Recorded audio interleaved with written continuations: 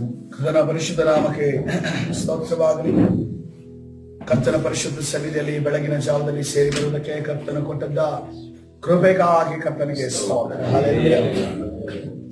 ನಾವು ನಿತ್ಯ ಜೀವದ ಬಗ್ಗೆ ನಾವು ಧ್ಯಾನ ಮಾಡ್ತಾ ಇದ್ದೇವೆ. ಹಲ್ಲೆಲೂಯಾ. ನಮಗೊಂದು ಸತ್ತ ನಂತರ ಜೀವನ ಇದೆ ಅನ್ನೋದು ನಮಗೆಲ್ಲವೂ ತಿಳಿದಿದೆಯಲ್ಲ. ಅದಕ್ಕೋಸ್ಕರವಾಗಿ ಸಿದ್ಧರಾಗುವುದಕ್ಕೋಸ್ಕರವಾಗಿ ಕರ್ತನಲ್ಲಿ ನಾವು ಬಂದಿದ್ದೇವೆ. ಹಲ್ಲೆಲೂಯಾ. ಅದೇ ರೀತಿಯಲ್ಲಿ ಈ ಲೋಕದಲ್ಲಿಯೂ ಕೂಡ ನಾವು ನಿತ್ಯ ಪರಲೋಕ ರಾಜ್ಯದ ರಾಯಭಾರಿಗಳು ಜೀವಿತ ಮಾಡುವುದಕ್ಕೋಸ್ಕರವಾಗಿ ಆತನ ಸಾನ್ನಿಧ್ಯದಲ್ಲಿ ನಾವಿದ್ದೇವೆ. ಆತನ ಬಲವಿಲ್ಲದೆ ನಾವು ಈ ರೀತಿಯ ಜೀವಿತವನ್ನು ನಡೆಸಲು ಸಾಧ್ಯವಿಲ್ಲ. ಹಲ್ಲೆಲೂಯಾ. ಅನೇಕ ಬಾರಿ ನಮಗೆ ಕಷ್ಟಗಳು ನೋವುಗಳು ಬರುವಾಗ ನಮಗೆ ಬರುವಂತ ದುಷ್ಟ ಆಲೋಚನೆ, ಒಂದು ವೇಳೆ ನಾನು ರಕ್ಷಣೆಯಲ್ಲಿ ಕ್ರಿಸ್ತನಲ್ಲಿ ಇಲ್ಲದಿದ್ದರೆ ಅನ್ನುವಂತ ಮಾತು ನಮ್ಮ ಮನಸ್ಸಿನಲ್ಲಿ ಹಾದು ಹೋಗುತ್ತದೆ. ಆದರೆ ಕರ್ತನ ಆತನ ಕೃಪೆಯಿಂದ ನಾನು ರಕ್ಷಣೆ ಕೊಟ್ಟಿದ್ದಾರಲ್ಲ, ಅದಕ್ಕಾಗಿ ದೇವರಿಗೆ ಸ್ತೋತ್ರ. ಹಲ್ಲೆಲೂಯಾ. ಕರ್ತನ ಸನ್ನಿಧಾನದಲ್ಲಿ ನಾವು ನಿತ್ಯ ಜೀವದ ವಿಚಾರವಾಗಿ ಧ್ಯಾನ ಮಾಡುವಾಗ ಈ ಲೋಕದಲ್ಲಿ ಜೀವಿಸುವುದಕ್ಕಿಂತ ಹೆಚ್ಚುದಾಗಿ ನಾವು ಆಲೋಚನೆ ಮಾಡಬೇಕಾಗಿರುವಂತಹ ಜೀವನ ಯಾವುದಾಗಿದೆ? ನಿತ್ಯ ಜೀವನ ಎಂದು ನಾನು ನೋಡ್ತಾ ಇದ್ದೇನೆ. ಆದರೆ ಅನೇಕ ಬಾರಿ ಈ ಲೋಕದ ಜಂಜಾಟದಲ್ಲಿ ಈ ಲೋಕದವರು ಜೀವಿಸುವಂತಹ ರೀತಿಯನ್ನು ನೋಡುವಾಗ, ಈ ಲೋಕದ ವಿಚಾರಗಳು ನಮ್ಮ ಒಳಗಡೆ ಬರುವಾಗ ನಾವು ಅದನ್ನು ಮರೆತು ಬಿಟ್ಟು ನಾವು ಇಲ್ಲಿ ಜೀವನ ಮಾಡುವುದನ್ನೇ ಆಲೋಚನೆ ಮಾಡ್ತೇವೆ, ಇಲ್ಲಿಯ ಸಂತೋಷವನ್ನೇ ಆಲೋಚನೆ ಮಾಡ್ತೇವೆ, ಇಲ್ಲಿಯ ಸುಖವನ್ನೇ ಆಲೋಚನೆ ಮಾಡ್ತೇವೆ, ಇಲ್ಲಿಯ ಸಮಾಧಾನವನ್ನೇ ಆಲೋಚನೆ ಮಾಡ್ತಾರೆ. ನಿತ್ಯ ಸಮಾಧಾನ ನಮಗೆ ಸಿಗಬೇಕಾದದ್ದು, ಸತ್ತ ನಂತರ ನಮಗೆ ಸಿಗಬೇಕಾದಂತ ಸಮಾಧಾನ ಆ ಜೀವನ ಆಗಿದೆ. ಹಲ್ಲೆಲೂಯಾ. ಹಲ್ಲೆಲೂಯಾ. ಕರ್ತನ ಪರಿಶುದ್ಧ ನಾಮಕ್ಕೆ ಸ್ತೋತ್ರವಾಗಲಿ. ನಾವು ನಿತ್ಯ ಜೀವನ ವಿಚಾರವಾಗಿ ಕಲಿತುಕೊಳ್ತಾ ಬರ್ತಾ ಇದ್ದೇವೆ. ನಿತ್ಯ ಜೀವವನ್ನು ಹೊಂದಿಕೊಳ್ಳುವುದು ಹೇಗೆ? ಮೊದಲನೇದಾಗಿ ನೋಡುವಾಗ ನಾವು ದೇವರ ಜೊತೆ ಯಾವಾಗಲೂ ಪ್ರತಿ ದಿನವೂ ಕೂಡ ಸಂಪರ್ಕವನ್ನು ಹೊಂದಿರಬೇಕು. ಇವತ್ತಿನ ದಿವಸ ಪ್ರಶ್ನೆ ಮಾಡೋಣ, ಪ್ರತಿ ದಿನದ ದೇವರ ಸಂಪರ್ಕ ಈಗಲೂ ಕೂಡ ನಮ್ಮಲ್ಲಿ ಸ್ಥಿರವಾಗಿದೆಯಾ? ನಾವು ಸತ್ಯವೇದವಾದ ವಾಕ್ಯಗಳನ್ನು ಹೋಗ್ತಾ ಇದ್ದೀವ? ನಾವು ಆತನ ಚಿತ್ತದ ಪ್ರಕಾರವಾಗಿ ನಡೀತಾ ಇದ್ದೇವ? ಆತನ ಮಾರ್ಗಗಳಲ್ಲಿ ನಡೀತಾ ಇದ್ದೇವ?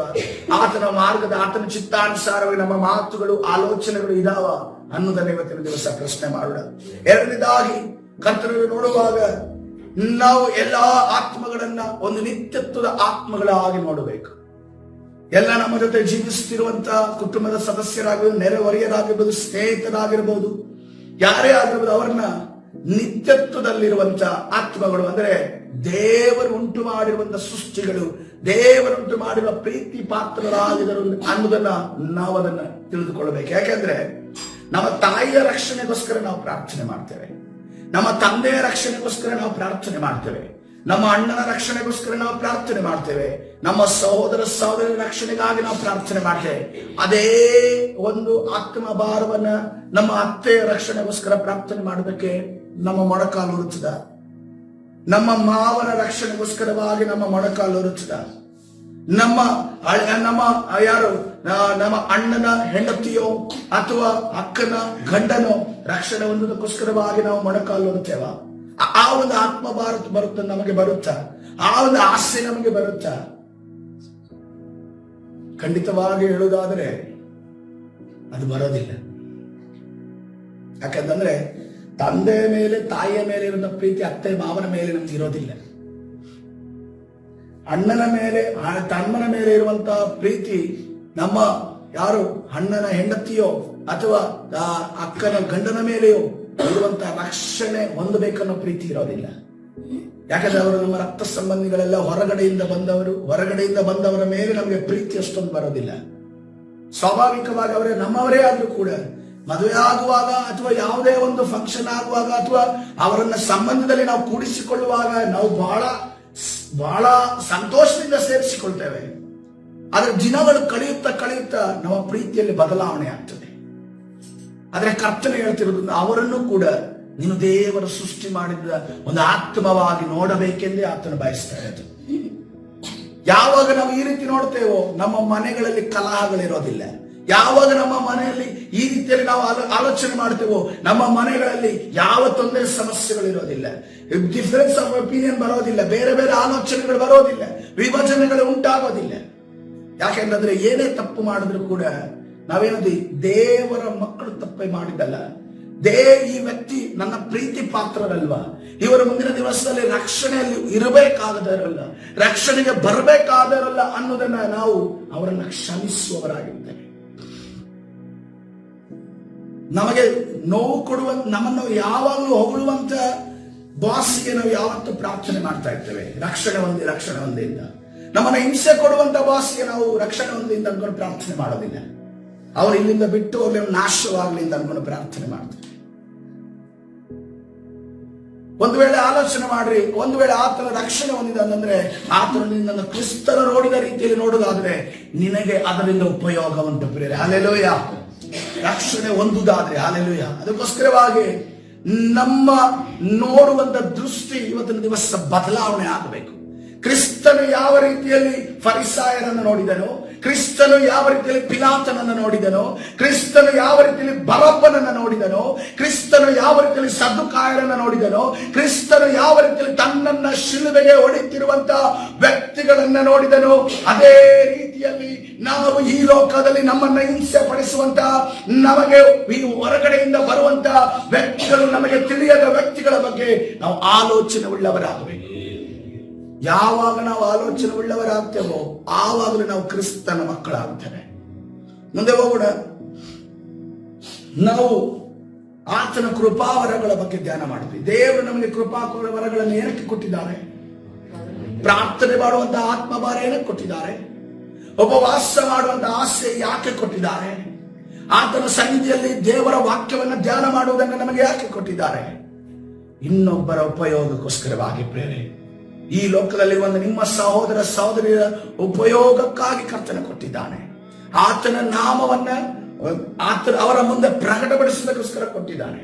ದುಃಖದಲ್ಲಿರುವವರಿಗೆ ಅವರ ಬೆನ್ನನ್ನ ತಟ್ಟಿ ಸಮಾಧಾನ ಮಾಡಿಕೋ ಅನ್ನೋದನ್ನ ದೇವರ ವಾಕ್ಯವನ್ನ ಕೌನ್ಸಿಲಿಂಗ್ ಮಾಡುವುದಕ್ಕೆ ನಮಗೆ ಕೊಟ್ಟಿದ್ದಾನೆ.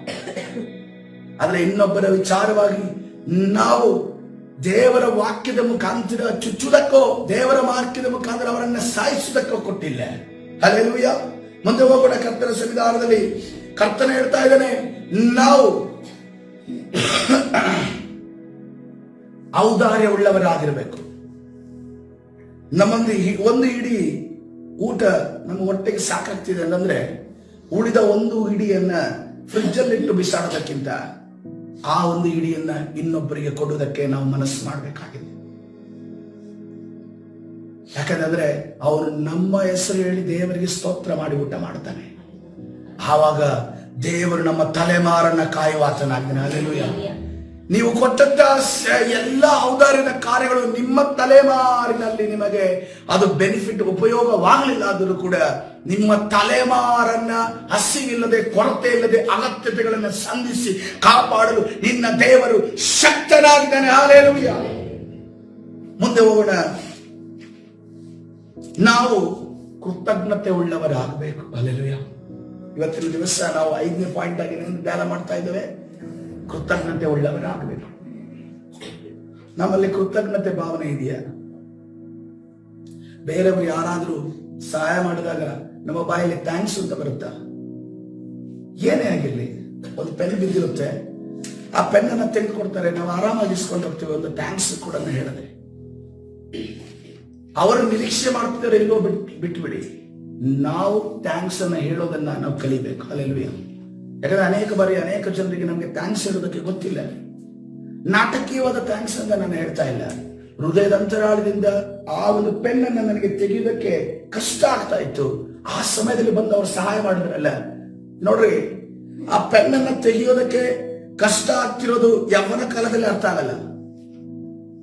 ಹಣ್ಣು ಮುದುಕಿಯಾಗಿ ಬಗ್ಗುದಕ್ಕೆ ಆಗದೆ ಸೊಂಟ ನೋವನ್ನ ಬಾಧೆ ಪಡುತ್ತಿರುವಂತ, ಗೂನು ಬೆನ್ನಾಗಿ ಬಗ್ಗಿರುವಂತ ಒಂದು ಅಜ್ಜಿಗೆ ಕೆಳಗಡೆ ಬಿದ್ದಿರುವಂತಹ ವಸ್ತುವನ್ನು ತೆಗೆದುಕೊಡೋದು, ಅಥವಾ ನಾವೇ ಆ ಸ್ಥಿತಿಯಲ್ಲಿ ಇದ್ರೆ ನಮ್ಗೆ ಯಾರಾದ್ರೂ ಆ ವಸ್ತುವನ್ನು ತೆಗೆದುಕೊಂಡಿದ್ರೆ ನಮ್ಮ ಪರಿಸ್ಥಿತಿಯನ್ನು ಆಲೋಚನೆ ಮಾಡಿ. ನಮ್ಗೆ ಏನನ್ಸುತ್ತೆ? ಜೀವನ ತೆಗೆದುಕೊಟ್ಟಂಗೆ ಅನ್ಸುತ್ತೆ ಅಲ್ವಾ? ಜೀವನೇ ಸಹಾಯ ಮಾಡಿದಂಗೆ ಅನ್ಸುತ್ತೆ. ನಮ್ಮ ಜೀವನದಲ್ಲಿ ಒಂದು ಚೈತನ್ಯವನ್ನು ತುಂಬಿದ್ರು ಅಂತ ಅನ್ಸುತ್ತೆ. ಆ ರೀತಿಯಲ್ಲಿ ನಾವು ಪ್ರತಿದಿನ ಜೀವಿಸಬೇಕಾಗಿದೆ ಬೇರೆ. ಯಾವಾಗ ಆ ಭಾವನೆಯಿಂದ ನಾವು ಜೀವಿಸ್ತೇವೋ, ನಮ್ಮನ್ನು ಗೂನು ಬೆನ್ನಾಗಿಯೋ ಅಥವಾ ಮೂಳೆ ಮುರಿದವರಾಗಿಯೋ ನಮ್ಮನ್ನ ಬಗ್ಗಿ ಜೀವಿಸುವವರಾಗಿ ಕರ್ತನ ಇಡೋದಿಲ್ಲ. ನಾವು ಸಾಯುವವರೆಗೂ ನಮ್ಮನ್ನು ನೆಟ್ಟಗೆ ಜೀವಿಸುವಂತೆ ಕರ್ತನು ಮಾಡಲು ಶಕ್ತನಾಗಿದ್ದಾನೆ. ಹಲ್ಲೆಲೂಯಾ. ಯಾಕಂದ್ರೆ ಥೆಸಲೋನಿಗೆ ಬರೆದ ಪತ್ರಿಕೆ, ಮೊದಲನೇ ಥೆಸಲೋನಿಗೆ ಬರೆದ ಪತ್ರಿಕೆ 5ನೇ ಅಧ್ಯಾಯ 18ನೇ ವಚನ, ಪೌಲನು ತನ್ನ ಬರೆದಂತ 14 ಪತ್ರಿಕೆಗಳಲ್ಲಿ ಮೊದಲನೇ ಪತ್ರಿಕೆ ಬರೆದಿದ್ದು ಥೆಸಲೋನಿಕದವರಿಗೆ ಬರೆದ ಪತ್ರಿಕೆ. ಆ ಥೆಸಲೋನಿಕದವರಿಗೆ ಬರೆದ ಪತ್ರಿಕೆಯಲ್ಲಿ ಪೌಲನು ಈ ರೀತಿಯಲ್ಲಿ ಬರೆದಿದ್ದಾನೆ, ಎಲ್ಲದರಲ್ಲಿಯೂ ಕೃತಜ್ಞತಾಸ್ತುತಿ ಮಾಡಿರಿ, ಇದೇ ನಿಮ್ಮ ವಿಷಯವಾಗಿ ಕ್ರಿಸ್ತ ಯೇಸುವಿನಲ್ಲಿ ತೋರಿ ಬಂದ ದೇವರ ಚಿತ್ತ. ಹಲ್ಲೆಲೂಯಾ. ಯಾವ ಪೌಲನು ಈ ಮಾತನ್ನು ಹೇಳ್ತಾ ಇದ್ದಾನೆ? ಚಳಿಗೇಟುಗಳನ್ನ ತಿಂದು, ಕಾರಾಗೃಹದಲ್ಲಿ ಬಿದ್ದು, ಮಧ್ಯರಾತ್ರಿಯಲ್ಲಿ ನಿದ್ದೆ ಇಲ್ಲದೆ ಆ ಕಾರಾಗೃಹದಲ್ಲಿ ಬಿದ್ದು, ರೋಮನ್ ಸಾಮ್ರಾಜ್ಯದ ಅನೇಕ ಏಟುಗಳನ್ನ ತಿಂದು, ಸಾಯುವ ಮಟ್ಟಿಗೆ ಕಲ್ಲಿನ ಏಟುಗಳನ್ನ ತಿಂದು, ಸ್ಟೆಫನನೇನಾದರೂ ಆ ಒಂದು ಪ್ರಾಣವನ್ನ ಕಳೆದುಕೊಳ್ಳಲಿಲ್ಲ ಅಷ್ಟೇ, ಅಷ್ಟೊಂದು ಪೆಟ್ಟುಗಳನ್ನ ತಿಂದು ಕ್ರಿಸ್ತನ ರೀತಿಯಲ್ಲಿ ಬಾಧೆಗೊಳಗಾಗಿರುವಂತಹ ಪೌಲನು ಹೇಳ್ತಾ ಇದ್ದಾನೆ, ಎಲ್ಲದರಲ್ಲಿಯೂ ಕೃತಜ್ಞತಾಸ್ತುತಿ ಮಾಡಿರಿ, ಇದೇ ನಿಮ್ಮ ವಿಷಯವಾಗಿ ಕ್ರಿಸ್ತ ಯೇಸುವಿನಲ್ಲಿ ತೋರಿ ಬಂದ ದೇವರ ಚಿತ್ತ. ಹಲ್ಲೆಲೂಯಾ. ಯೋಬನ ಪುಸ್ತಕವನ್ನು 42 ಅಧ್ಯಾಯಗಳನ್ನು ನಾವು ನೋಡ್ತಾ ಇದ್ದೇವೆ. ಆದರೂ 38 ಅಧ್ಯಾಯಗಳ ತನಕ ಬಾಧೆ ಪಡುವುದನ್ನು ನಾವು ನೋಡ್ತೇವೆ.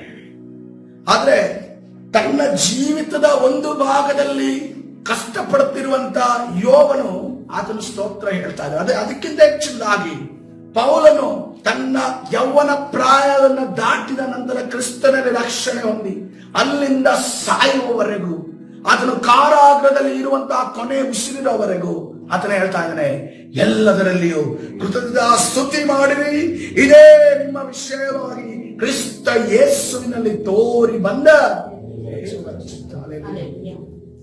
ತಾನು ಮಾಡದೆ ಪೌಲನು ನಮಗೆ ಮಾಡುವುದಕ್ಕೆ ಹೇಳ್ತಾ ಇಲ್ಲ, ತಾನು ಮಾಡಿ ಅದನ್ನು ಪೌಲನು ಹೇಳ್ತಾ ಇದ್ದಾನೆ. ಹಲ್ಲೆಲೂಯಾ. ನಾನು ಕೃತಜ್ಞತಾಸ್ತುತಿಯನ್ನು ಸಲ್ಲಿಸಿದ್ದೇನೆ, ಕಾರಾಗೃಹದ ಮಧ್ಯದಲ್ಲಿರುವಂತಹ ಸಮಯದಲ್ಲಿ ಕೃತಜ್ಞತಾಸ್ತುತಿಯನ್ನು ಸಲ್ಲಿಸಿದ್ದೇನೆ.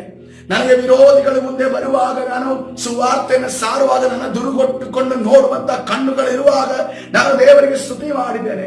ಅದೇ ರೀತಿಯಲ್ಲಿ ಕಾರಾಗೃಹದ ಮಧ್ಯದಲ್ಲಿ ನಿದ್ದೆ ಇಲ್ಲದ ಸಂದರ್ಭದಲ್ಲಿ ಇದ್ದಾಗ ಕೂಡ ದೇವರಿಗೆ ಸ್ತುತಿ ಮಾಡಿದ್ದೇನೆ. ಚಳಿ ಏಟುಗಳು, ಕಲ್ಲಿನ ಏಟುಗಳು, ಆ ಬಾಯಿಯಿಂದ ಉಗುಳಿನ ಆ ಒಂದು ಅವರ ಬಾಯಲ್ಲಿ ಬರೆದಿರುವಂತಹ ಆ ಮಾತುಗಳನ್ನು ಕೇಳುವಂತ ಸಂದರ್ಭದಲ್ಲಿ ಕೂಡ ಪೌಲನು ಹೇಳ್ತಾ ಇದ್ದಾನೆ, ನಾನು ಕೃತಜ್ಞತಾಸ್ತುತಿ ಮಾಡಿದ್ದೇನೆ, ಅದೇ ರೀತಿಯಲ್ಲಿ ನೀವು ಕೂಡ ಕೃತಜ್ಞತಾಸ್ತುತಿಯನ್ನ ಮಾಡಿರಿ, ಇದು ನನ್ನ ಚಿತ್ತ ಅಲ್ಲ, ದೇವರ ಚಿತ್ತ ಎಂದು ಕರ್ತನೆ. ಹಲ್ಲೆಲೂಯಾ. ರೋಮಾಪುರ ಬರೆದ ಪತ್ರಿಕೆ 5ನೇ ಅಧ್ಯಾಯ 3-5 ವಚನಗಳು.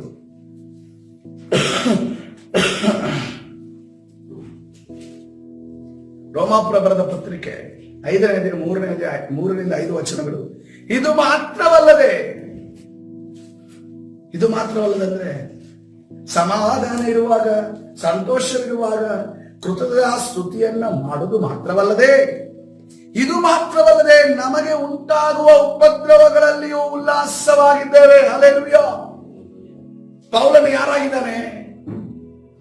ಆತನು ಪ್ಯಾಲೇಸ್ ಅಂದ್ರೆ ಒಂದು ರಾಜನ ವಂಶಾವಳಿಯಿಂದ ಬಂದಂತ ವ್ಯಕ್ತಿಯಾಗಿದ್ದಾನೆ. ಆತನಿಗೇನೋ ಎಜುಕೇಶನ್ ಇಲ್ಲದೆ 10th ಫೇಲ್ ಆಗಿ ಇವನಿಗೆ ಏನೋ ಯೂಸ್ ಇಲ್ಲ, ಇವರನ್ನು ತಗೊಂಡೋಗಿ ಬೈಬಲ್ ಕ್ಲಾಸ್ ಹಾಕೋಣ ಅಂತ ಅನ್ಕೊಂಡು ಹಾಕಿದಂತ ವ್ಯಕ್ತಿ ಅಲ್ಲ. ಕೆಲವರು ತಂದೆ ತಾಯಿಗಳು ಆ ರೀತಿಯಲ್ಲಿ ಆಲೋಚನೆ ಮಾಡ್ತಾರೆ, ಇವನಿಗೆ ಲೋಕದಲ್ಲಿ ಏನು ಎಜುಕೇಶನ್ ಬರ್ತಾ ಇಲ್ಲ, ಇವನನ್ನು ತಗೊಂಡೋಗಿ ಬೈಬಲ್ ಕ್ಲಾಸ್ ಹಾಕೋಣ, ಬೈಬಲ್ ಕಾಲೇಜ್ಗೆ ಹಾಕೋಣ, ಅದೇ ಅಲ್ಲಾದ್ರೂ ಸೇವಕನಾದ್ರೂ ಆಗ್ಲಿ. ಯಾಕಂದ್ರೆ ದೇವರು ಕನಿಷ್ಠವನ್ನು ಉಪಯೋಗಿಸ್ತಾರೆ ಎಂದು ಗೊತ್ತಿದೆ ಪೇರೆಂಟ್ಸ್ಗೆ. ಅದಕ್ಕೋಸ್ಕರ ಇವನು ಕಲಿದೇ ಇರೋನಲ್ಲ, ಈ ಲೋಕದಲ್ಲಿ ಏನು ಕಲಿತಿಲ್ಲಲ್ಲ, ಅದಕ್ಕೋಸ್ಕರ ಬೈಬಲ್ ಕಾಲೇಜ್ ಹಾಕೋಣ. ಈತನು ಆ ರೀತಿಯಲ್ಲಿ ಸತ್ಯವೇದವನ್ನು ಧ್ಯಾನ ಮಾಡಿದವನಲ್ಲ. ಅದೇ ರೀತಿಯಲ್ಲಿ ಇದರ ಧರ್ಮಶಾಸ್ತ್ರ ಟೀಚರ್ ನೋಡುವಾಗ ಯಾರು ಗಮಲಿಯೇಲನಾಗಿದ್ದಾನೆ. ಒಂದು ಆಟ ಮೇಲೆ ಒಂದು ದೊಡ್ಡ ಯೂನಿವರ್ಸಿಟಿ, ಈಗ ಯಾವ ರೀತಿಯಲ್ಲಿ ಆಕ್ಸ್ಫರ್ಡ್ ಯೂನಿವರ್ಸಿಟಿ ಇದೆಯೋ ಆ ಯೂನಿವರ್ಸಿಟಿಯಲ್ಲಿ ಗಮಲಿಯೇಲನ ಕೆಳಗಡೆ ಆತನು ಧರ್ಮಶಾಸ್ತ್ರ ಅಧ್ಯಯನ ಮಾಡಿದಂತ ವ್ಯಕ್ತಿ ಆಗಿದ್ದಾನೆ. ಫರಿಸಾಯರಿಗೆ ಫರಿಸಾಯರು, ಇಬ್ರಿಯರಿಗೆ ಇಬ್ರಿಯರು. ಆತನು ತನ್ನ ಧರ್ಮದ ವಿಚಾರದಲ್ಲಿ ನೋಡುವಾಗ ಅದನ್ನ ಪ್ರಕಟಪಡಿಸುವಂತ ಧರ್ಮದ ವಿಚಾರದಲ್ಲಿ ಆಸೆ ಉಳ್ಳಂತ ವ್ಯಕ್ತಿ ಆದ ಆತನು ಅದನ್ನು ತನ್ನನ್ನು ತಾನು ತಗ್ಗಿಸಿಕೊಂಡು ಈ ರೀತಿ ಹೇಳ್ತಾ ಇದ್ದಾನೆ. ಬಡಿಯೋದನ್ನ ಅಭ್ಯಾಸ ಮಾಡಿಕೊಂಡ ಪೌಲನ ಈ ರೀತಿಯಲ್ಲಿ ಹೇಳ್ತಾ ಇದ್ದಾನೆ, ಸಭೆಯನ್ನ ಹಿಂಸಿಸುತ್ತಿದ್ದ ಕೂತಿದ್ದಂತ ಸಭೆಯಲ್ಲಿರುವಂತ ಗಂಡು ಹೆಣ್ಣು ಮಕ್ಕಳು ಅಥವಾ ಯಾರೇ ಹೆಂಗಸನ್ನು ನೋಡದೆ ಅವರನ್ನ ಕಾರಾಗೃಹದಲ್ಲಿ ಹಾಕುತ್ತಿದ್ದಂತ ಪೌಲನು ಹೇಳ್ತಾ ಇದ್ದಾನೆ, ನಮಗೆ ಉಂಟಾಗುವಂತ ಉಪದ್ರವಗಳಲ್ಲಿ ನಾವು ಉಲ್ಲಾಸವಾಗಿದ್ದೇವೆ. ಹಲ್ಲೆಲೂಯಾ. ಉಲ್ಲಾಸ ಆದಾಗ ನಾವೇನ್ ಮಾಡ್ತೀವಿ ಹೇಳಿ? ಕ್ರಿಸ್ತನಲ್ಲಿರುವವನು ಉಲ್ಲಾಸ ಆದಾಗ ಏನ್ ಮಾಡ್ತಾನೆ? ದೇವರಿಗೆ ಸ್ತೋತ್ರ ಹೇಳ್ತಾನೆ. ಹಲ್ಲೆಲೂಯಾ. ಕರ್ತನೇ ನಿನಗೆ ಸ್ತೋತ್ರ ಎಂದು ಹೇಳ್ತಾನೆ. ಆತನ ಜೀವಿತದಲ್ಲಿ ಆ ರೀತಿಯ ಮಾಡಿ ತೋರಿಸಿಲ್ವಾ? ನಮ್ಗೆ ಸತ್ಯವಾದ ನಿದರ್ಶನ ಇಲ್ವಾ? ಪೌಲಸ್ಯರನ್ನ ತೆಗೆದುಕೊಂಡು ಹೋಗಿ ಕಾರಾಗೃಹದಲ್ಲಿ ಹಾಕಿದ್ದಾರೆ, ಸರಿಯಾಗಿ ಹೊಡೆದಿದ್ದಾರೆ, ಮೂಳೆ ಮುರಿಯೋ ರೀತಿಯಲ್ಲಿ ಹೊರಡಿದ್ದಾರೆ, ಮೂಳೆ ಹೊರಗಡೆ ಬರುವ ರೀತಿಯಲ್ಲಿ ಹೊರಡಿದ್ದಾರೆ. ಅದೇ ರೀತಿಯಲ್ಲಿ ಚೆನ್ನಾಗಿ ಮಲ್ಕೊಳ್ಳೋ ಅಪಾಯಿಂಟ್ಮೆಂಟ್ ಹಾಕೊಂಡು ಅನ್ಕೊಂಡು ಹೇಳಿದ್ರೆ ಕಾರಾಗೃಹಕ್ಕೆ ಚೈನ್ಗಳನ್ನ ಹಾಕಿ ಕಾಲುಗಳನ್ನ ಕಟ್ಟಿ ಹಾಕಿ ಅಲ್ಲಿ ಕೂರಿಸಿದ್ದಾರೆ. ಇಬ್ಬರನ್ನು ಕೂತಿರುವಂತಹ ಸಂದರ್ಭದಲ್ಲಿ ಆ ಮಧ್ಯರಾತ್ರಿಯಲ್ಲಿ ಅವರ ಬಾಯಿಯಿಂದ ಸ್ತೋತ್ರಗಳು ಮೊಳಗುತ್ತಾ ಇದೆ. ಬೇರೆ ಅದನ್ನು ಹೇಳ್ತಾ ಇದ್ದಾರೆ ಪೌಲನು, ನಮ್ಮ ಉಪದ್ರವಗಳಲ್ಲಿಯೂ ಕೂಡ ನಾವು ಉಲ್ಲಾಸವಾಗಿರೋಣ. ಹಲ್ಲೆಲೂಯಾ.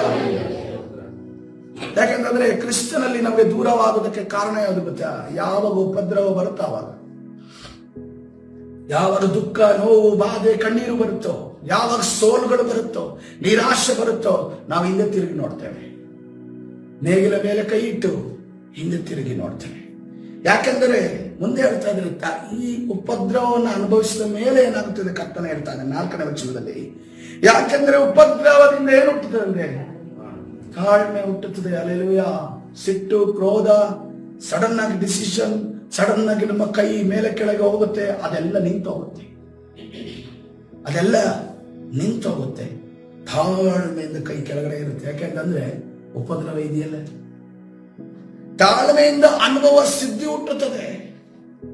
ಇವತ್ತಿನ ದಿವಸ ಇನ್ನೊಬ್ಬನಿಗೆ ನಾವು ಈ ಒಂದು ಶೋಧನೆಯಿಂದ ನಿನ್ನ ಬಿಡುಗಡೆ ಮಾಡುತ್ತಾನೆ ದೇವರು ಅಂದ್ಕೊಂಡು ಹೇಗೆ ಹೇಳ್ತಾ ಇದ್ದೇವೆ? ಅವತ್ತು ಉಪದ್ರವ ಬಂತು, ಆದ ನಂತರ ತಾಳ್ಮೆ ಬಂತು, ಆದ್ಮೇಲೆ ಅನುಭವ ಆಯ್ತು. ಅನುಭವ ಆದ ನಂತರ ಕರ್ತನ ಸನ್ನಿಧಿಯಲ್ಲಿ ನಿಂತು ನಾವು ಸಾಕ್ಷಿಯನ್ನ ಹೇಳುವುದು ಬೇರೆ. ಹಲ್ಲೆಲೂಯಾ. ಹಲ್ಲೆಲೂಯಾ. ಆ ಒಂದು ಅನುಭವದಿಂದ ಏನು ಹುಟ್ಟುತ್ತೆ? ನಿರೀಕ್ಷೆ ಹುಟ್ಟುತ್ತೆ. ಹಲ್ಲೆಲೂಯಾ. ಇನ್ನು ಮುಂದೆ ಕೂಡ ಇಂಥ ಶೋಧನೆಗಳು ಬರುವಾಗ ನಾನು ಇದನ್ನು ಎದುರಿಸ್ತೇನೆ. ಹಲ್ಲೆಲೂಯಾ. ಯಾಕಂದ್ರೆ ನನ್ನ ದೇವರು ನನ್ನ ಜೊತೆ ಇದ್ದಾನೆ. ಹಲ್ಲೆಲೂಯಾ. ನನ್ನ ಯೇಸು ನನ್ನ ಜೊತೆ ಇದ್ದಾನೆ. ಹಲ್ಲೆಲೂಯಾ. ಆದ್ರೆ ಒಂದು ಕರ್ತನ ಹೇಳ್ತಾ ಇದ್ದಾನೆ, ಈ ನಿರೀಕ್ಷೆಯು ನಮ್ಮ ಆಶೆಯನ್ನ ಭಂಗಪಡಿಸುವುದಿಲ್ಲ. ಹಲ್ಲೆಲೂಯಾ. ನಾವು ಕೆಲವು ಬಾರಿ ನಮ್ಗೆ ಬಿರಿಯಾನಿ ಆಸೆ ಆಗುತ್ತಲ್ಲ, ತನ್ನಂತಾನೆ ಮನಸ್ಸಲ್ಲಿ ಏನೋ ಒಂದು ಬರುತ್ತೆ, ಅಥವಾ ಸ್ಮೆಲ್ ಬರುತ್ತೆ, ಎಲ್ಲ ಬರುತ್ತೆ, ಆಸೆ ಆಗುತ್ತೆ. ಬಟ್ ಅದನ್ನು ತೆಗೆದುಕೊಳ್ಳುವಂತ ಪರಿಸ್ಥಿತಿ ಯಾವಾಗ ಇರೋದಿಲ್ಲ. ಆದರೆ ಕರ್ತನು ಅದನ್ನೂ ಕೂಡ ಕೌಂಟ್ ಮಾಡಿ ಇಟ್ಕೊಳ್ತಾನೆ. ಹಲ್ಲೆಲೂಯಾ. ನಿನ್ನ ಆ ಚಿಕ್ಕ ಚಿಕ್ಕ ಆಸೆಗಳನ್ನು ಕೂಡ ಆತನು ಲೆಕ್ಕಕ್ಕೆ ತೆಗೆದುಕೊಳ್ಳುವ ಆತನಾಗಿದ್ದಾನೆ. ನಿನಗೆ ನೆನೆಸದ ರೀತಿಯಲ್ಲಿ ಯಾರೋ ಒಬ್ಬರು ನಿನಗೆ ಗೊತ್ತಿಲ್ಲದ ವ್ಯಕ್ತಿ ಬಿರಿಯಾನಿಯನ್ನ ಮಾಡಿ ನಿನ್ನ ಕೈಗೆ ತಂದು ಕೊಡುವುದನ್ನ ನೀನು ಕಾಣುವವನಾಗಿದೆ. ಹಲ್ಲೆಲೂಯಾ. ಆ ನಂಬಿಕೆ ನಿಮಗಿದೆಯಾ ಪ್ರಿಯರೇ? ಹಲ್ಲೆಲೂಯಾ. ಆ ನಂಬಿಕೆ ನಿಮಗೆ ಇದೆಯಾ? ಆ ನಂಬಿಕೆ ಇರುವುದಾದ್ರೆ ಉಪದ್ರವಗಳಲ್ಲಿ ನಾವು ಉಲ್ಲಾಸ ಪಡೋಣ. ಅದರಿಂದ ತಾಳ್ಮೆ ಬರುತ್ತೆ, ಅದರಿಂದ ಅನುಭವ ಉಂಟಾಗುತ್ತೆ, ಅದರಿಂದ ನಿರೀಕ್ಷೆ ನಮಗೆ ಹುಟ್ಟುತ್ತೆ. Hallelujah.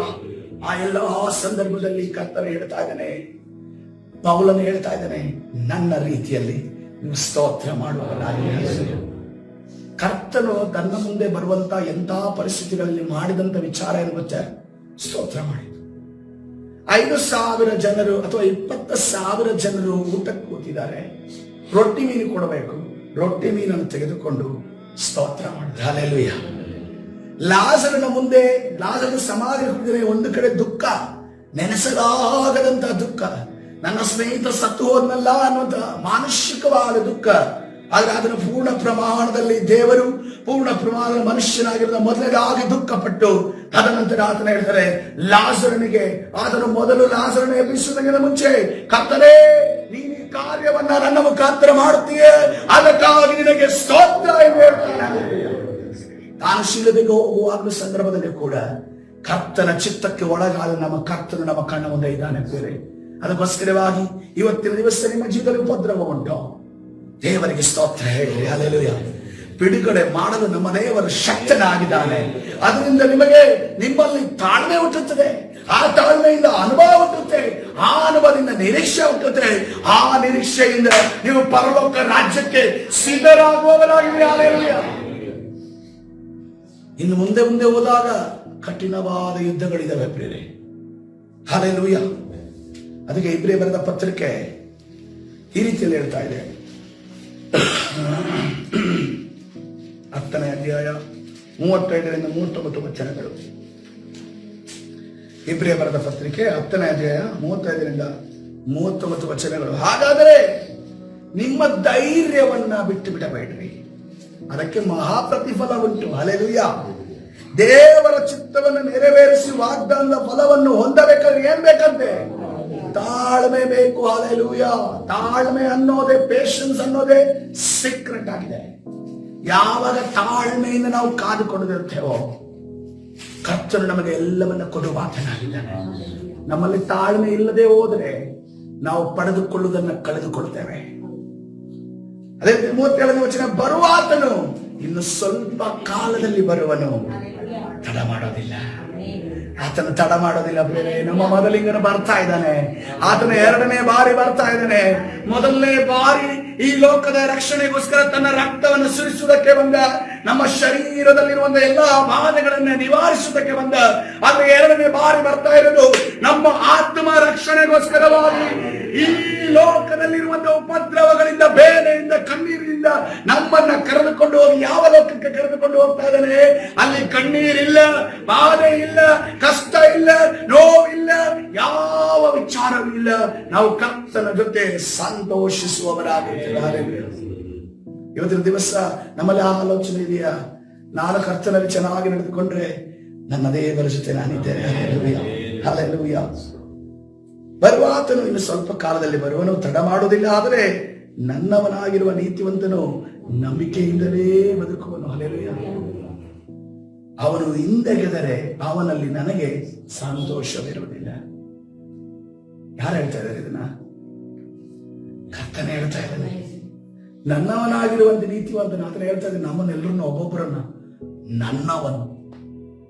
You are mine. Hallelujah. ನೀನು ನನ್ನವನಾಗಿದ್ದಿ. ನನ್ನವನಾಗಿರುವಂತ ನೀತಿವಂತನು. ನಮ್ಮನ್ನ ಯಾರ್ಯಾರು ಏನೇನೋ ಟೈಟಲ್ ಕೊಟ್ಟಿದ್ದಾರೆ, ಆದ್ರೆ ನಮ್ಮ ಕರ್ತನ ಹೇಳ್ತಾ ಇದ್ದಾನೆ ನಮ್ಮನ್ನ ನೀತಿವಂತನನ್ನು ಹೇಳ್ತಾ ಇದ್ದಾನೆ. ನೀತಿವಂತನ ನಂಬಿಕೆಯಿಂದಲೇ ಬದುಕುವನು. ಅವನು ಹಿಂದೆಗೆದರೆ, ಒಂದು ವೇಳೆ ಆತನು ಬರುವಂತ ಸವಾಲುಗಳನ್ನು ಎದುರಿಸದೆ ಹಿಂದೆ ತಿರುಗಿ ಓಡುದಾದ್ರೆ ಆತನಲ್ಲಿ ನನಗೆ ಸಂತೋಷವಿರುವುದಿಲ್ಲ. ಯಾಕಂದ್ರೆ ನಮ್ಮ ದೇವರು ಯೂದ ಕುಲದ ಸಿಂಹನಾಗಿದ್ದಾರೆ ಪ್ರಿಯರೇ. ಹಲ್ಲೆಲೂಯಾ. ಈ ಲೋಕ ಅವನನ್ನು ಸಂಪೂರ್ಣವಾಗಿ ಆ ಒಂದು ಮಡ್ಡಿ ಸಮೇತ ಅರಿಯುವಂತ ಮಟ್ಟಕ್ಕೆ ಹೋದರೂ ಕೂಡ ಆತನ ಹಿಂದೆಗೆಯಲಿಲ್ಲ. ಆತನ ಧೈರ್ಯದಿಂದ ಎದುರಿಸಿದನೆಂದು ನಾವು ನೋಡ್ತಾ ಇದ್ದೇವೆ. ಹಲ್ಲೆಲೂಯಾ.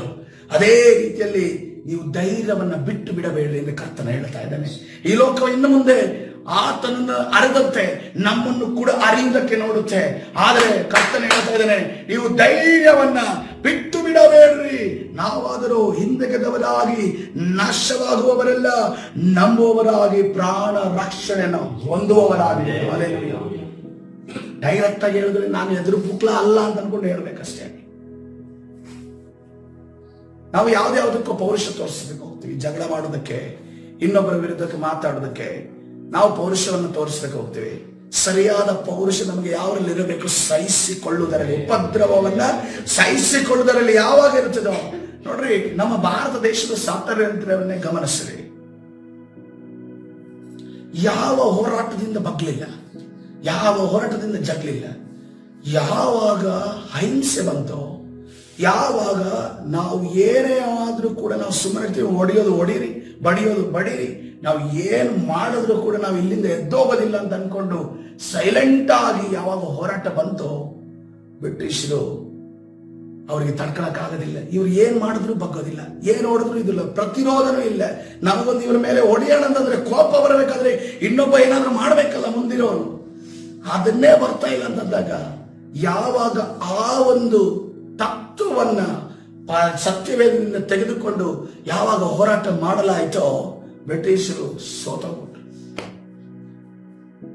ನಮ್ಮ ದೇಶಕ್ಕೇನೆ ಸ್ವಾತಂತ್ರ್ಯ ಕೊಡಿಸಿರುವಂತಹ ಸತ್ಯವೇದದ ತತ್ವ ಇವತ್ತಿನ ದಿವಸ ನಮಗೂ ಕೂಡ ವಿಮೋಚನೆಯನ್ನು ಕೊಡಲು ಶಕ್ತವಾಗಿದೆ. ಹಲ್ಲೆಲೂಯಾ.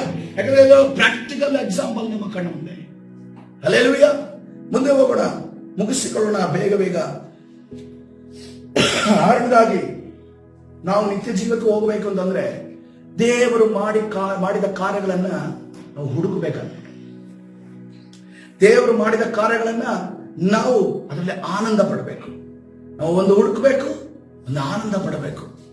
ನೋಡ್ರಿ, ಕೀರ್ತನೆಗಾರ 65ನೇ ಅಧ್ಯಾಯ 8ನೇ ವಚನವನ್ನು ನೋಡುವಾಗ ವಾಕ್ಯ ಈ ರೀತಿಯಲ್ಲಿ ಹೇಳ್ತಾರೆ. ಎಕ್ಸ್ಪ್ಲನೇಷನ್ ಅಗತ್ಯ ಇಲ್ಲ. ಭೂಮಿಯ ಕಟ್ಟ ಕಡೆಯಲ್ಲಿ ವಾಸಿಸುವವರು ನಿನ್ನ ಅದ್ಭುತ ಕೃತ್ಯಗಳಿಗೆ ಭಯಪಡ್ತಾರೆ. ಕೀರ್ತನೆ 65ನೇ ಅಧ್ಯಾಯ 8ನೇ ವಚನ. ಭೂಮಿಯ ಕಟ್ಟ ಕಡೆಯಲ್ಲಿ ವಾಸಿಸುವವರು ನಿನ್ನ ಅದ್ಭುತ ಕೃತ್ಯಗಳಿಗೆ ಭಯಪಡುತ್ತಾರೆ. ಮೂಡಣದಿಂದ ಪಡವಣದವರೆಗೂ ಇರುವವರನ್ನು ಹರ್ಷಗೊಳಿಸುವೆ. ಹಲ್ಲೆಲೂಯಾ.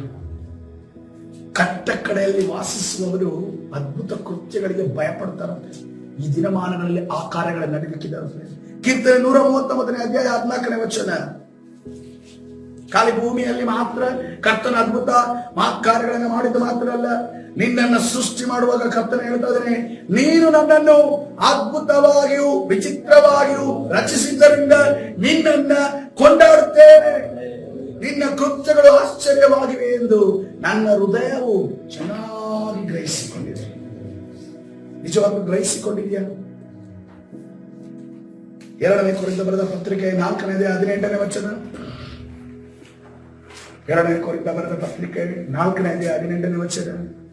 ನಾವು ಕಾಣುವಂಥದ್ದನ್ನು ಲಕ್ಷಿಸದೆ ಕಾಣದಿರುವಂಥದ್ದನ್ನು ಲಕ್ಷಿಸುವವರಾಗಿದ್ದೇವೆ. ಕಾಣುವಂಥದ್ದು ಸ್ವಲ್ಪ ಕಾಲ ಮಾತ್ರವೇ ಇರುವುದು, ಕಾಣದಿರುವಂಥದ್ದು ಸದಾ ಕಾಲ. ಹಲ್ಲೆಲೂಯಾ. ಇದನ್ನ ಅರ್ಥ ಮಾಡ್ಕೊಳ್ಬೇಕು ಅಂತಂದ್ರೆ ನಾವು ಕ್ರಿಸ್ತನಲ್ಲಿ ಮುಳುಗಿರಬೇಕು. ಈಗ ನಮ್ಮ ಜೀವಿತದಲ್ಲಿ ಕೆಲವು ಅದ್ಭುತಕ್ಕೋಸ್ಕರ ನಾವು ಪ್ರಾರ್ಥನೆ ಮಾಡ್ತಿದ್ದೇವಲ್ಲ, ಅದನ್ನ ಕಾಣ್ತಾ ಇಲ್ಲ, ಆದ್ರೆ ಅದು ನಡೆದಿದೆ ಅನ್ನೋದನ್ನ ನೀವು ಯಾವಾಗ ನಂಬ್ತೀರಾ ನೋಡ್ರಿ.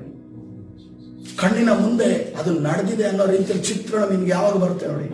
ಒಬ್ಬ ಲೋಕದಲ್ಲಿರುವಂತ ವಿಜ್ಞಾನಿ ಆಗಿರೋ ಅಬ್ದುಲ್ ಕಲಾಂ ಹೇಳ್ತಾರೆ, ಮಲಗಿ ನಿದ್ರೆಯಲ್ಲಿ ಕಾಣೋದು ಕನಸಲ್ಲ ಅಂತೆ. ನಾವು ಕಣ್ಣು ಬಿಟ್ಟುಕೊಂಡೇ ನಾವು ಯಾವಾಗ ಕನಸು ಕಾಣ್ತೇವೋ ಅದು ನನಸಾಗುತ್ತೆ ಅಂತ ಅವ್ರು ಹೇಳ್ತಾರೆ. ನಾವು ಕಣ್ಣು ಬಿಟ್ಟುಕೊಂಡು ಯಾವಾಗ ಕಣ್ಣು ಮುಂದೆ ನಾವು ಆಗುದನ್ನು ನೋಡ್ತೇವೆ ನೋಡ್ರಿ, ಅದು ನನಸಾಗುತ್ತೆ. ನಾವು ಮಲಗಿದಾಗ ನಾವು ಕನಸು ಏನಂದ್ರೆ ಸುಮ್ಮನೆ ಕ್ಷುಲ್ಲಕವಾಗಿ ಕೆಲವು ಕನಸುಗಳು ನಮಗೆ ಬೀಳ್ತಾವಲ್ಲ, ತಲೆಗುಣ ಇಲ್ದಿರುವಂತ ಕನಸುಗಳು. ಆ ಒಂದು ಕನಸುಗಳನ್ನು ಮಲಗಿ ನೋಡೋದ್ರಿಂದ, ಆದ್ರೆ ಕಣ್ಣಿನ ಮುಂದೆ ನಾವು ನೋಡ್ತೇವಲ್ಲ, ಅದು ನೆರವೇರುತ್ತದೆ. ಅದು ಖಂಡಿತವಾಗಿ ಅದು ಲೋಕದ ವ್ಯಕ್ತಿ ಹೇಳಿದಂತಹ ವಿಚಾರ. ಆದ್ರೆ ನಾವಿಲ್ಲಿ ನೋಡುವಂಥದ್ದು ಏನಂತಂದ್ರೆ, ನಮ್ಮ ಕಣ್ಣಿನ ಮುಂದೆ ಅದ್ಭುತ ನಡೆದಿಲ್ಲ, ಇನ್ನೂ ಕೂಡ ನಡೆದಿಲ್ಲ. ನಾವು ಆ ಅದ್ಭುತದ ಸುಳಿವು ಕೂಡ ಕಾಣ್ತಾ ಇಲ್ಲ. ನಾವು ಅದ್ಭುತದ ಅದರ ಒಂದು ಸ್ವಲ್ಪ ಗಾಳಿ ಕೂಡ ಕಾಣ್ತಾ ಇಲ್ಲ. ಆವಾಗ ಕಾಣದೇ ಇರೋದನ್ನು ನಾವು ಯಾವಾಗ ನಂಬುತ್ತೇವೋ, ಕರ್ತನು ನಮ್ಮ ಜೀವಿತದಲ್ಲಿ ಅದೇ ರೀತಿಯಲ್ಲಿ ಮಾಡುವಾತನಾಗ್ತಾನೆ. ಹಲ್ಲೆಲೂಯಾ. ಪಂಚಶತಮಾನದ ದಿನಕ್ಕಿಂತ ಮುಂಚೆ ಶಿಷ್ಯರೆಲ್ಲರೂ ಕೂಡ ಯಾವ ರೀತಿಯಲ್ಲಿ ಇದ್ರು ಅಂತಂದ್ರೆ, ಯೇಸು ಕ್ರಿಸ್ತನು ಹೇಳಿ ಹೋದನು, ನೀವು ಯೆರೂಸಲೇಮಿನಲ್ಲೇ ಇರಬೇಕು. ಯೆರೂಸಲೇಮಿನಲ್ಲೇ ಇರಬೇಕು ಅಂತಂದ್ರೆ ಆತನು ಏನಾಗುತ್ತೆ ಪವಿತ್ರಾತ್ಮನು ನಿಮ್ಮ ಮೇಲೆ ಬರ್ತಾನೆ ಅಂತ ಕರ್ತನ ಹೇಳ್ತಾ ಇದ್ದಾನೆ. ಆದ್ರೆ ಏನಾಗುತ್ತೆ, ಮುಂದೆ ಏನ್ ನಡೆಯುತ್ತೆ, ಏನನ್ನು ಕರ್ತನ ಪ್ರಕಟ ಮಾಡಿಲ್ಲ. ಆದರೆ ನಮ್ಮ ಮೇಲೆ ಒಂದು ಕರ್ತನ ಹೊದಿಕೆ ಬರುತ್ತೆ ಅನ್ನೋದನ್ನ ಅವರು ಕಣ್ಣಿನಿಂದ, ನಂಬಿಕೆ ಕಣ್ಣುಗಳಿಂದ ನೋಡಿನಿಂದ ಅವರ ಸ್ತೋತ್ರಗಳನ್ನ ಮಾಡುತ್ತಾ, ಸ್ತುತಿಗಳನ್ನ ಮಾಡುತ್ತಾ, ಆ ಮಾರ್ಕನ ಕೋಣೆಯಲ್ಲಿ 120 ಮಂದಿ ಸ್ತುತಿ ಮಾಡುವಾಗ ಅಲ್ಲಿ ಒಂದು ಅತ್ಯಾಶ್ಚರ್ಯವಾದ ಕಾರ್ಯ ನಡೆಯಿತು. ಬಿರುಗಾಳಿ ಬೀಸುವುದಕ್ಕೆ ಪ್ರಾರಂಭವಾಗಿತ್ತು, ಭೂಮಿ ನಡುಗುವುದಕ್ಕೆ ಪ್ರಾರಂಭವಾಯಿತು. ಪರಿಶುದ್ಧಾತ್ಮನ ಶಕ್ತಿ ಬೆಂಕಿಯೋಪಾದಿಯಲ್ಲಿ ಉರಿನಾಲ್ಗೆ ಅಗ್ನಿಯ ರೀತಿಯಲ್ಲಿ ಒಬ್ಬೊಬ್ಬರ ಮೇಲೆ ಇಳಿದು ಬಂತು. ಎಲ್ಲರೂ ಬೇರೆ ಬೇರೆ ಭಾಷೆಯನ್ನ, ಅನ್ಯ ಭಾಷೆಯನ್ನು ಮಾತನಾಡೋದಕ್ಕೆ ಪ್ರಾರಂಭಿಸಿದ್ರು. ಎದ್ದು ನಿಲ್ಲಬೇಕಾದ ತದನಂತರ ಎದ್ದು ನಿಂತ್ರೆ ಆ ಒಂದು ಶರೀರದಲ್ಲಿ, ಆತ್ಮದಲ್ಲಿ ಒಂದು ಪಾವರ್ ಇದೆ. ಆ ಎಂತ ಪವರ್ ಅನ್ನು ನೋಡುವಾಗ 3,000 ಜನರನ್ನ ರಕ್ಷಣೆ ಮಾಡುವಂತ ಪವರ್ ಆಗಿದೆ. ಹಲ್ಲೆಲೂಯಾ. ಒಂದು ಪಟ್ಟಣವನ್ನ ರಕ್ಷಣೆ ಮಾಡುವಂತ ಒಂದು ಪ್ರೀಚಿಂಗ್ ಪ್ರಿಯರೇ. ಹಲ್ಲೆಲೂಯಾ. ಒಂದೇ ಒಂದು ಪ್ರೀಚಿಂಗ್ ಅಲ್ಲಿ, ಒಂದೇ ಒಂದು ಸಂದೇಶದಲ್ಲಿ ಅಂಬೇಡ್ಕರ್ ಭವನದಲ್ಲಿ ಬಂದಿರುವಂತ ಎಲ್ಲಾ ಜನರ ರಕ್ಷಣೆ ಅಂದ್ರೆ ಹೇಗಿರುತ್ತೆ? ಅಂಬೇಡ್ಕರ್ ಭವನದಲ್ಲಿ ಒಳಗಡೆ ಬಂದಿರುವಂತ ಒಬ್ಬೊಬ್ಬ ವ್ಯಕ್ತಿ ಕೂಡ ರಕ್ಷಣೆ ಹೊಂದಿದ್ರೆ ಹೆಂಗಿರುತ್ತೆ, ಆ ರೀತಿಯ ಅನುಭವ ಅಲ್ಲಿ ಆಯ್ತು. ಹಲ್ಲೆಲೂಯಾ. ಅದು ಹೇಗೆ ಸಾಧ್ಯ ಆಯಿತು? ಕಾಣದೆ ಇರುವುದನ್ನು ನಂಬಿದ್ದೇ ಅದಕ್ಕೆ ಕಾರಣ ಆಯಿತು. ಇವತ್ತು ದಿವಸ ನೀವು ಉಪದ್ರವಗಳಲ್ಲಿ, ಕಷ್ಟಗಳಲ್ಲಿ, ನೋವುಗಳಲ್ಲಿ ಹಾದು ಹೋಗುವಾಗ ನಾವು ಈ ಲೋಕವನ್ನು ಆಲೋಚನೆ ಮಾಡದೆ ಪರಲೋಕ ಭಾವದವರಾಗಿರುವುದಾದರೆ, ಪರಲೋಕವನ್ನು ನೆನೆಸಿ ನಾವು ಜೀವಿಸುವುದಾದರೆ, ಕರ್ತನು ನಮಗೆ ಕಾಣದೆ ಇರುವುದನ್ನ ನಡೆಸುವಾತನಾಗಿದ್ದಾನೆ. ಹಲ್ಲೆಲೂಯಾ. ಫಿಲಿಪ್ಪಿ ಬರೆದ ಪತ್ರಿಕೆ 3:20 ಈ ರೀತಿಯಲ್ಲಿ ಹೇಳ್ತಾ ಇದ್ದಾರೆ, ನಾವಾದರೂ ಪರಲೋಕ ಸಂಸ್ಥಾನದವರು. ಫಿಲಿಪ್ಪಿ ಬರೆದ ಪತ್ರಿಕೆ 3:20 ನಾವಾದರೂ ಎಲ್ಲಿಯವರು? ಪರಲೋಕ ಸಂಸ್ಥಾನದವರು. ಅಂದ್ರೆ ದೇವರ ಆಲೋಚನೆಯಲ್ಲಿ ಮೊದಲೇ ಇದ್ದವರು. ದೇವರೆಲ್ಲಿಯವನು? ಅದನ್ನು ಪರಲೋಕದವನು. ಆದರೆ ಆತನ ಆಲೋಚನೆಯಲ್ಲಿ ನಾವು ಇದ್ದೇವೆ. ನಾವೆಲ್ಲಿಯವರು? ನಾವು ಅಲ್ಲಿರುವವರು, ಅಲ್ಲಿದ್ದವರು. ನಾವು ಟೆಸ್ಟ್ಗೋಸ್ಕರ, ಎಕ್ಸಾಮ್ಗೋಸ್ಕರ ಇಲ್ಲಿ ಬಂದಿದ್ದೀವಿ. ಎಕ್ಸಾಮ್ ಮುಗಿಸಿ ನಾವು ತಂದೆಯ ಮನೆಗೆ ಹೋಗೋದಕ್ಕಿದೆ. ಹಲ್ಲೆಲೂಯಾ. ಆ ತಂದೆಯ ಮನೆಗೆ ಹೋಗುವುದಕ್ಕೆ ಅದಕ್ಕೋಸ್ಕರವಾಗಿ ಪೌಲನು ಹೇಳ್ತಾ ಇದ್ದಾನೆ, ನಾವು ಯಾರಾಗಿದ್ದೇವೆ? ಪರಲೋಕ ಸಂಸ್ಥಾನದವರು.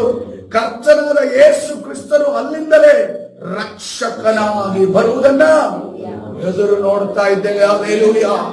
1 ಗಂಟೆ ಹೊಡೆದ ಅಂತ ಹೊಡೆಯುತ್ತೆ. ಎಕ್ಸಾಮ್ 3 ಗಂಟೆದು ಮುಗಿಯುತ್ತೆ. ತದನಂತರ ನಾವು ರಿಸಲ್ಟ್ಗೋಸ್ಕರ ಕಾಯ್ಬೇಕಂತ ಅವಶ್ಯಕತೆ ಇಲ್ಲ. ಎಕ್ಸಾಮ್ ಹಾಲಿಂದ ಹೊರಗಡೆ ಬಂದ ಕೂಡಲೇ ರಿಸಲ್ಟ್ ಅನೌನ್ಸ್ ಆಗುತ್ತೆ. ನಮ್ಮ ರಿಸಲ್ಟ್ ಬಗ್ಗೆ ಥಿಂಕ್ ಮಾಡೋ ಅವಶ್ಯಕತೆ ಇಲ್ಲ. ನಮ್ಮ ಕರ್ತನು ನಮಗೆ ಜೊತೆ ಇದ್ದು ಎಕ್ಸಾಮ್ ಅನ್ನು ಬರೆಸಿದ್ದಾರೆ. ಯಾವಾಗಲೂ ಕೂಡ ನಾವು ಉತ್ತೀರ್ಣರಾಗಿ ನಿಲ್ಲುತ್ತೇವೆ. ಹಲ್ಲೆಲೂಯಾ. ಉತ್ತೀರ್ಣರಾಗಿ ನಿಲ್ಲುವವರಾಗಿರುತ್ತೇವೆ. ಕರ್ತನು ನಮ್ಮನ್ನು ಎಂದೂ ಕೂಡ ವಿಫಲರನ್ನಾಗಿ, ಸೋಲುಗಳನ್ನಾಗಿ, ನಿರಾಶೆ ಉಳ್ಳವನ್ನ ನೋಡಲು ಬಯಸುವುದಿಲ್ಲ. ಆದರೆ ನಾವು ಈ ಲೋಕದವರಲ್ಲ ಅನ್ನೋ ರೀತಿಯಲ್ಲಿ ಜೀವಿಸಬೇಕು. ಆದ್ರೆ ಈ ಲೋಕದಲ್ಲಿ ಯಾವ ಕಾರ್ಯಗಳನ್ನು ನಾವು ಮಾಡಬಾರ್ದ? ಯಾರಿಗೋಸ್ಕರ ಮಾಡಬೇಕು? ಕರ್ತನಿಗೋಸ್ಕರ ಮಾಡಬೇಕು. ಹಲ್ಲೆಲೂಯಾ. ನಿಮ್ಮ ಮಕ್ಕಳಿಗೆ ಒಳ್ಳೆಯದನ್ನು ಕೊಡ್ತಾ ಇದ್ದೀರಾ? ಕರ್ತನಿಗೋಸ್ಕರ ಮಾಡ್ರಿ. ಏನಂತ ಹೇಳಬೇಕು? ನನ್ನ ಮಕ್ಕಳಿಗೆ ನಾನು ಒಳ್ಳೆಯದನ್ನು ಕೊಟ್ಟಿದ್ದೆ. ಯಾವುದರಿಂದ? ನನ್ನ ಕರ್ತನು ನನಗೆ ಕೊಟ್ಟಿದ್ದರಿಂದ. ನೀವು ಕೂಡ ಕರ್ತನನ್ನು ನಂಬೋದಾದ್ರೆ ನಿಮ್ಮ ಮಕ್ಕಳಿಗೆ ಒಳ್ಳೆಯದನ್ನು ಮಾಡಬೇಕು. ಕರ್ತನ ಸಹಾಯ ಮಾಡಿ. ಒಂದು ಮನೆ ಕಟ್ಟಿದ್ದೀರಾ, ಕರ್ತನು ಈ ಮನೆಯನ್ನು ಕಟ್ಟಿದ್ದಾನೆ. ಈ ಮನೆಯನ್ನು ಕಟ್ಟುವಾಗ ಕರ್ತನು ಸಹಾಯ ಮಾಡಿದ್ದಾನೆ. ನೀವು ಯೇಸುವನ್ನು ನಂಬುವುದಾದರೆ ನಿಮಗಿರುವ ಹೋರಾಟದಿಂದ ಬಿಡುಗಡೆ ಮಾಡಿ, ಸಾಲಗಳಿಂದ ಬಿಡುಗಡೆ ಮಾಡಿ, ಕಷ್ಟದಿಂದ ಬಿಡುಗಡೆ ಮಾಡಿ, ಕರ್ತನು ನಿಮಗೋಸ್ಕರ ಈ ಲೋಕದಲ್ಲಿ ಸಾಕ್ಷಿಯಾಗಿ ನಿಲ್ಲುವಂತೆ ನಿಮ್ಮ ಮುಖಾಂತರ ಅನೇಕ ಕಾರ್ಯಗಳನ್ನು ಮಾಡಲು ಶಕ್ತನಾಗಿದ್ದಾನೆ. ಈ ಸಮಯದಲ್ಲಿ ಕರ್ತನ ಸನ್ನಿಧಾನದಲ್ಲಿ ನಮ್ಮನ್ನು ನಾವು ಕರ್ತನ ಕರಗಳಿಗೆ ಸಮರ್ಪಿಸೋಣ. ನಾವು ನಿತ್ಯ ಜೀವಕ್ಕೋಸ್ಕರ ಜೀವಿಸುವವರಾಗಿದ್ದೇವೆ. ನಾವು ನಿತ್ಯ ಜೀವಕ್ಕೋಸ್ಕರ ಜೀವಿಸುವವರಾಗಿದ್ದೇವೆ ಅಥವಾ ಈ ಲೋಕದಲ್ಲೇ ಸಂತೋಷ ಪಡ್ತಾ ಇದ್ದೇವೆ ಅನ್ನೋದನ್ನ ಇವತ್ತು ದಿವಸ ನಮ್ಮ ಜೀವನ ಅವಲೋಕನ ಮಾಡಿಕೊಳ್ಳೋಣ.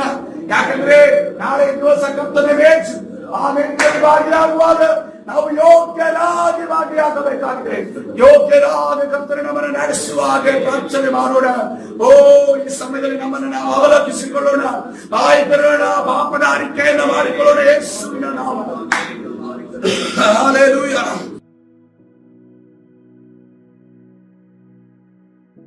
ಹಲ್ಲೆಲೂಯಾ. ಹಲ್ಲೆಲೂಯಾ.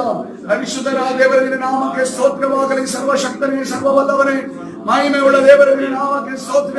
ಕರ್ತನೇ, ಈ ಬೆಳಗಿನ ಜಾವದಲ್ಲಿ ಸ್ವಾಮಿ ನಮ್ಮನ್ನು ನಡೆಸಿದಕ್ಕಾಗಿ ಸ್ತೋತ್ರ. ನಿತ್ಯ ಜೀವಭಾವವುಳ್ಳವರಾಗಿ ನಾವು ನಡೆಯುವಾಗ ನಮಗೆ ಸಹಾಯ ಮಾಡು. ನಮ್ಮ ವಿರುದ್ಧವಾಗಿ ಹೋರಾಡುವಂತ ಎಲ್ಲಾ ಸೈತಾನದ ಕಾರ್ಯಗಳನ್ನ ನಜರೇತಿನ ಯೇಸುವಿನ ನಾಮದಲ್ಲಿ ಬಂಧಿಸಿ ಮುರಿದಾಡ್ತಾ ಬಿಡುಗಡೆ ಉಂಟು ಮಾಡಿ ನಿನ್ನ ತಾಳೆ ನಡೆಸು. ಕರ್ತನಾದ ಯೇಸು ಸ್ವಾಮಿ ಹೆಸರಲ್ಲಿ ಪ್ರಾರ್ಥನೆ ಹೊಂದಿಕೊಳ್ಳುತ್ತೇನೆ. ಜೀವವುಳ್ಳ ತಂದೆ, ಆಮೆನ್.